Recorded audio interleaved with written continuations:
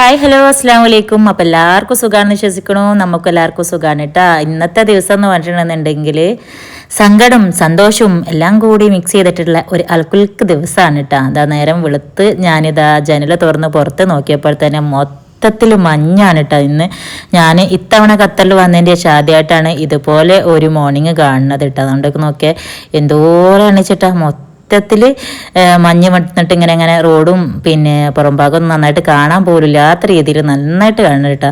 ഇതിപ്പോൾ ഇവിടുത്തെ ചൂട് കൂടണതിനുള്ള സൂചനയാണ് എന്നാണ് കേൾക്കുന്നത്. അതന്നെ ആയിരിക്കും, കാരണം ചൂട് കൂടി കൂടി വരികയാണല്ലോ. അപ്പോൾ എന്തായാലും ഞാനിതാ ഇവിടുത്തെ ചൂടിനോടും ചുറ്റുപാടിനോടും എൻ്റെ കെട്ടിയവനോടും ഒക്കെ യാത്ര പറഞ്ഞ് ഞാൻ ഇന്നത്തെ ദിവസം നാട്ടിലേക്ക് തിരിക്കുകയാണ്. പിന്നെ ഇന്നത്തെ യാത്രാ അനുഭവം എന്ന് പറഞ്ഞിട്ടുണ്ടെങ്കിൽ ഇതുവരെ എനിക്ക് ഉണ്ടാവാത്ത ഒരു അനുഭവം കൂടിയായിരുന്നു കേട്ടോ. കാരണം എയർപോർട്ടിൽ ശരിക്കും ഞാൻ പോയ ഒരു അവസ്ഥയും കൂടി ഉണ്ടായിരുന്നു. അപ്പം അതെന്തൊക്കെയാണെന്നുള്ളതൊക്കെ ഇന്നത്തെ വീഡിയോ കാണുമ്പോൾ നിങ്ങൾക്ക് ഏകദേശം മനസ്സിലാവും. കാരണം എല്ലാം ഞാൻ വിശദമായിട്ട് തന്നെ നിങ്ങളോട് പറയാം. എണീറ്റ പാട് ഇതാ ഇന്ന് പുലർച്ചെ നേരത്തെ എണീറ്റാണ് വെച്ചാൽ, കാരണം എന്നും കൂടി ആക്കി ചൂനും ഫുഡും കാര്യങ്ങളൊക്കെ ആക്കി ആളെ ഓഫീസിൽ അയക്കാന്നുള്ള ഒരു ആഗ്രഹം എനിക്കുണ്ടായിരുന്നു. അപ്പം ഇന്നും കൂടി രാവിലത്തെ ഫുഡ് കാര്യങ്ങളും അതുപോലെ ഓഫീസിൽ കൊച്ചൊക്കെ കൊണ്ടുപോകാനുള്ള ഫുഡും കാര്യങ്ങളൊക്കെ ഞാൻ ഇന്നലെ രാത്രിയിൽ കുറച്ച് റെഡിയാക്കി വെച്ച് രാവിലെ ബാക്കിയും കൂടിയും ചെയ്ത് ഒക്കെ പാത്രത്തിലാക്കി ഇന്നെ എയർപോർട്ടിലാക്കിയതിന് ശേഷം വേണം കിച്ചുവിന് ഓഫീസിൽ പോകാൻ വേണ്ടിയിട്ടാ. അപ്പോൾ എന്താ പറയുക, നാളെ തൊട്ടിട്ട് ഇനി ആൾക്ക് വീട്ടിലെ ഫുഡ് കാര്യങ്ങളൊന്നും ഉണ്ടാവില്ല. അപ്പോൾ ഇനി പുറത്തെ ഫുഡും കാര്യങ്ങളൊക്കെ ആകുമല്ലോ. ആൾക്ക് ഇഷ്ടപ്പെടാത്തൊരു കാര്യം എന്ന് പറഞ്ഞാൽ പുറത്തത്തെ ഫുഡ് കഴിക്കലാണ് കേട്ടോ. അതുകൊണ്ട് തന്നെ ഞാൻ ഉണ്ടാവുമ്പോൾ അത് ഏറ്റവും കൂടുതൽ കിച്ചുവിന് ആ ഒരു കാര്യത്തിൽ ഭയങ്കര ഒരു സന്തോഷവും സമാധാനവുമാണ്. അപ്പോൾ എന്തായാലും അതൊക്കെ ആക്കി ഞാനിവിടെ കിച്ചനൊക്കെ ഒന്നും കൂടി വേഗം ഒന്ന് ക്ലീൻ ആക്കിയിട്ട് കിച്ചു പറഞ്ഞു നിന്നത് ഈ പോക്കിൻ്റെ ഇടയിൽ രാവിലെ ജിതിനൊന്നും നിൽക്കണ്ട, റെഡി ആയിട്ട് പോവാനുള്ള കാര്യങ്ങൾ നോക്കുന്നൊക്കെ പറയുന്നത്. പക്ഷേ എനിക്ക് ഞാൻ ഇതുണ്ടാക്കി കൊടുത്ത് പോകുമ്പോൾ അമ്മക്കൊരു സമാധാനം ഒരു റാത്തെന്ന് പറഞ്ഞ പോലെ. അപ്പോൾ അതൊക്കെ റെഡി ആക്കി കൊടുത്ത് ഇനി ഞങ്ങൾ രണ്ടുപേരും കൂടി ഇതാ ചായയൊക്കെ കുടിച്ച്. പക്ഷേ എനിക്ക് പോണ ഒരു ഇത് മനസ്സിലുള്ളതുകൊണ്ടാണ് തോന്നുന്നത് എനിക്ക് ചായ ഒന്നും അങ്ങോട്ട് ഇറങ്ങുന്നുണ്ടായിരുന്നില്ല കേട്ടോ. എന്തെങ്കിലും കുടിക്കാണ്ടിരുന്നാൽ ശരിയാവൂല. കാരണം ഇനിയിപ്പോൾ വൈകുന്നേരം 6-6:30 ആവും കൊച്ചിയിൽ എത്തുമ്പോത്തിന്. അപ്പോൾ വിശക്കുള്ളൂ എന്നൊക്കെ പറഞ്ഞ് കിച്ചാപ്പി ചീത്ത പറഞ്ഞ് കഴിപ്പിച്ചുകൊണ്ടിരിക്കുകയാണ് കേട്ടോ. അങ്ങനെ നേരെ ഞങ്ങൾ ഇതാ റെഡിയായി എയർപോർട്ടിലേക്ക് പോയിക്കൊണ്ടിരിക്കുകയാണ്. സാധാരണ ഞങ്ങൾ എവിടേക്കെങ്കിലും പോവുകയാണെന്ന് വെച്ചാൽ നിങ്ങൾക്കൊക്കെ അറിയാം, ഞങ്ങൾ വ്ളോഗ് കാണുന്നവർക്കാണെന്ന് വെച്ചാൽ മെയിനായിട്ട് അറിയാം, ഞങ്ങളിങ്ങനെ വെറുതെ പാട്ടൊക്കെ പാടി വർത്താനൊക്കെ പറഞ്ഞ് എന്തെങ്കിലുമൊക്കെ പറഞ്ഞുകൊണ്ടാണ് ഓരോ സ്ഥലത്തേക്കും പോകല് ഇഷ്ടം. പക്ഷേ എനിക്ക് ഓരോ തവണയും നാട്ടിലേക്ക് പോകുമ്പോൾ ആണെന്ന് വെച്ചാൽ അന്നത്തെ ദിവസം ഇതുപോലെ അങ്ങോട്ടും ഇങ്ങോട്ടും പ്രത്യേകിച്ച് ഒന്നും മുണ്ടാനും ഉണ്ടാവില്ല പറയാനും ഉണ്ടാവില്ല എന്ന് പറഞ്ഞ പോലെ കുറേ നേരം ഇങ്ങനെ മിണ്ടാണ്ടിരിക്കും. പിന്നെ എന്തെങ്കിലുമൊക്കെ അങ്ങോട്ട് ഇജ്ജ് പറ ഞാൻ പറ എന്നുള്ള ലെവലിൽ ഇങ്ങനെ പോകും. അത് കഴിഞ്ഞ് കിച്ചു നാട്ടിൽ നിന്ന് ഒറ്റയ്ക്ക് ഇങ്ങോട്ട് തിരിച്ചു വരുന്ന സമയമാണെങ്കിലും അങ്ങനെ തന്നെയാണ് കേട്ടോ. പോകുന്നതിൻ്റെ ഒരു 2 ദിവസം മുന്നേ തുടങ്ങും ഞങ്ങൾ തമ്മിലുള്ള മുണ്ടലും പറച്ചിലൊക്കെ ഇങ്ങനെ കുറഞ്ഞു വരാനായിട്ട്. അങ്ങോട്ടും ഇങ്ങോട്ടുള്ള കളിയും ചിരിയും വർത്താനങ്ങളൊക്കെ നിന്ന് പോകണ പോലത്തെ ഒരു മുളോകത അവസ്ഥയായിരിക്കും. അത് മാത്രമൊന്നുമല്ല, ഒട്ടുമിക്ക പ്രവാസികൾക്കും അല്ല ഭാര്യമാർക്കൊക്കെ അങ്ങനെ തന്നെ ആയിരിക്കും എന്നാണ് എൻ്റെ ഒരു നിഗമനം. അല്ലേ, എന്താ നിങ്ങളുടെ അഭിപ്രായം? അങ്ങനെ തന്നെയല്ലേ? നമ്മൾ ഒറ്റയ്ക്ക് അവരാക്കിയിട്ട് അങ്ങോട്ട് പോവാണിച്ചാലും അവരിങ്ങോട്ട് നാട്ടിൽ നിന്ന് അങ്ങോട്ട് വരികയാണിച്ചാലും ഒക്കെ ആ ഒരു ഫീലും അല്ലാതെ തന്നെയല്ലേ. ഇത്തവണ എന്തായാലും ഇത്തവണ എന്നല്ല, ഈ മക്കൾ കൂടെ ഇല്ലാത്ത വരവായതുകൊണ്ട് തന്നെ അവരുടെ അടുത്തേക്ക് തിരിച്ചു പോണതിൻ്റെ ഒരു സന്തോഷം ഉള്ളിലുണ്ട്. അതിന് പുറമേ ആയിട്ട് ഇത്തവണത്തെ പോക്കിൽ എനിക്ക് വേറൊരു സന്തോഷം കൂടി ഉണ്ട് കേട്ടോ. കാരണം എല്ലാ തവണയും കിച്ചുവിനെ ഒറ്റക്കാക്കിയാണ്ട് പോണ സമയങ്ങളിൽ നല്ല സങ്കടം ഉണ്ടെങ്കിലും ഇത്തവണ അത്രയ്ക്ക് അങ്ങോട്ട് ഫീൽ ചെയ്യാനില്ല എന്നുള്ളതിന് ഒരു കാരണമുണ്ട്. ആ കാരണം എന്താണെന്നുള്ളത് വഴിയേയുള്ള വ്ളോഗിലും കാര്യങ്ങളിലൊക്കെ ആയിട്ട് നമുക്ക് പറയാം. എല്ലാം കൂടി ഒറ്റയടക്കാണ്ട് പറഞ്ഞ് തീർത്ത് പോകണ്ടല്ലേ. അപ്പോൾ അതൊക്കെ അവിടെ നിൽക്കട്ടെ, അത് ബാക്കി വിശേഷങ്ങളിലൊക്കെ കൂടെയൊക്കെ നമുക്ക് ഇങ്ങനെ പറയാം. എന്തായാലും അധികം ഒണ്ടി പറയാനൊന്നും ഇല്ല എന്നുണ്ടെങ്കിലും ഞങ്ങൾ രണ്ടുപേരും കൂടി ഇതാ ഇങ്ങനെ എയർപോർട്ടിലെത്തി. അങ്ങനെ ഇനിയിപ്പോൾ കിച്ചു അങ്ങോട്ട് എയർപോർട്ടിൻ്റെ ഉള്ളിലേക്ക് വരുന്നില്ല കേട്ടോ. കാരണം കിച്ചുവിന് ഓഫീസിൽ കയറാനുള്ള സമയം ഏകദേശം ആയി തുടങ്ങിയിട്ടുണ്ട്. അപ്പോൾ മൂപ്പര് ഇന്നെ വല്ലാണ്ട് അങ്ങോട്ട് ബുദ്ധിമുട്ടിക്കാത്ത രീതിയിൽ എന്നോട് ഒറ്റ യാത്ര പറച്ചിൽ അങ്ങോട്ടും ഇങ്ങോട്ടും അധികം ഒന്നും നിൽക്കാതെ ഞങ്ങൾ അങ്ങോട്ടും ഇങ്ങോട്ടും ഒരു യാത്ര പറച്ചിലും കഴിച്ച് സലാം പറഞ്ഞ് അങ്ങോട്ടും ഇങ്ങോട്ടും 2 വഴിയിൽ പിരിഞ്ഞ് ഞാനിതാ എയർപോർട്ടിൻ്റെ ഉള്ളിലേക്കും പോയി. കിച്ചു നേരെ വണ്ടി എടുത്ത് ഓഫീസിലേക്കും പോയിട്ടാ. അപ്പം ഇനി നേരെ എയർപോർട്ടിന്റെ ഉള്ളിൽ പോകണം, ഇവിടുത്തെ പരിപാടികളൊക്കെ തീർക്കണം. അങ്ങനെ എയർപോർട്ടിലെത്തി ബോർഡിംഗ് പാസ് ഒക്കെ കിട്ടി. ഇനിതാ ഇവിടെ നിന്നാണ് കഥ ആകെ മറിയാൻ പോണത് കേട്ടാ. കാരണം 10:30 രാവിലെ 10:30 എൻ്റെ ഫ്ലൈറ്റിന്റെ ടൈം പറഞ്ഞിട്ടുണ്ടായിരുന്നത്. 10:30 അവർ അനൗൺസ് ചെയ്ത് ഫ്ലൈറ്റിന് എന്തോ ഒരു ഇഞ്ചൻ തകരാറുണ്ട്, അതുകൊണ്ട് തന്നെ ഫ്ലൈറ്റ് കുറച്ച് ലേറ്റ് ആവും എന്നുള്ളത്. പിന്നെയും കാത്തിരുന്ന് 1 മണിക്കൂർ കഴിഞ്ഞ്, അരമണിക്കൂർ കഴിഞ്ഞ്, 2 മണിക്കൂർ കഴിഞ്ഞ് ഇനി എവിടെ ഫ്ലൈറ്റ് പിന്നെ കണ്ട് അവർ അനൗൺസ് ചെയ്യണേ വൈകുന്നേരം 3:15 ഇനി അടുത്ത ഫ്ലൈറ്റ്.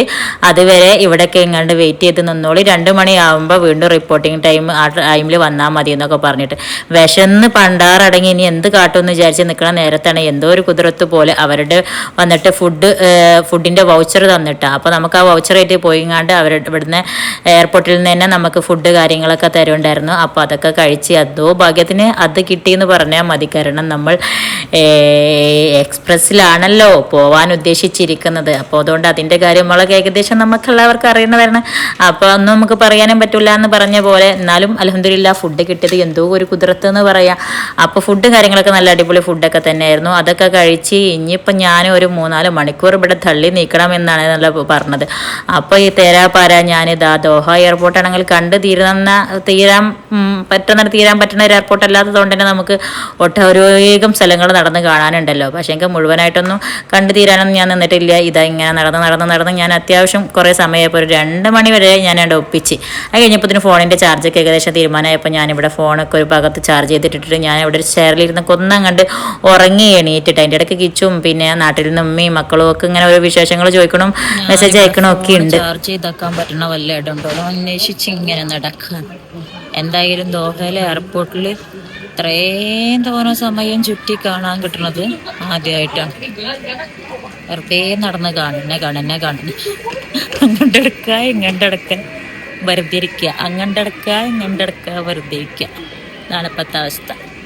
ഇവിടെയൊക്കെ ഷോപ്പിംഗ് ഒക്കെ കയ്യിൽ പൈസ ഒക്കെ ആയിട്ട് ഇങ്ങനെ കയറി നടക്കുക. പക്ഷെ നമുക്ക് ഇവിടെ ഇങ്ങനെ ഷോപ്പിംഗ് ചെയ്ത് ഇങ്ങനെ ബലസ. അങ്ങനെ മഴ കാത്തു നിന്ന വേഴാമ്പലിനെ പോലെ കറക്റ്റ് ഇതാ ഒരു 3 മണിയായപ്പോഴത്തേക്കും നമ്മളെ ഫ്ലൈറ്റ് എത്തിയിട്ടുണ്ടായിരുന്നു. അങ്ങനെ ഇതാ അടുത്ത ഫ്ലൈറ്റിലാണ് നമ്മൾ നാട്ടിലേക്ക് പോണത്. അൽഹംദുലില്ലാ അങ്ങനെ എന്തായാലും സംഭവത്തിൽ കയറിയിരുന്നു. ഇനിയിപ്പോൾ നാട്ടിലെത്തുക എന്നുള്ളതാണ് അടുത്ത ലക്ഷ്യം എന്ന് പറഞ്ഞാൽ.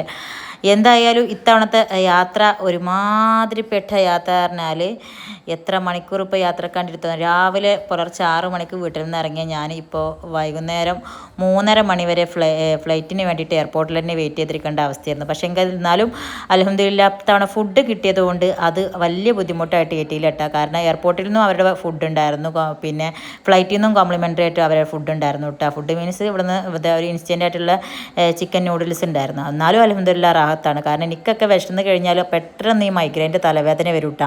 ഞാനാണെന്നുണ്ടെങ്കിൽ അപ്പോഴത്തെ ഒരു ടെൻഷനിൽ കിച്ചു എൻ്റെ കയ്യിൽ ക്യാഷും തരാൻ വിട്ടു, എൻ്റെ കയ്യിൽ വേറെ ക്യാഷും ഉണ്ടായിരുന്നില്ല.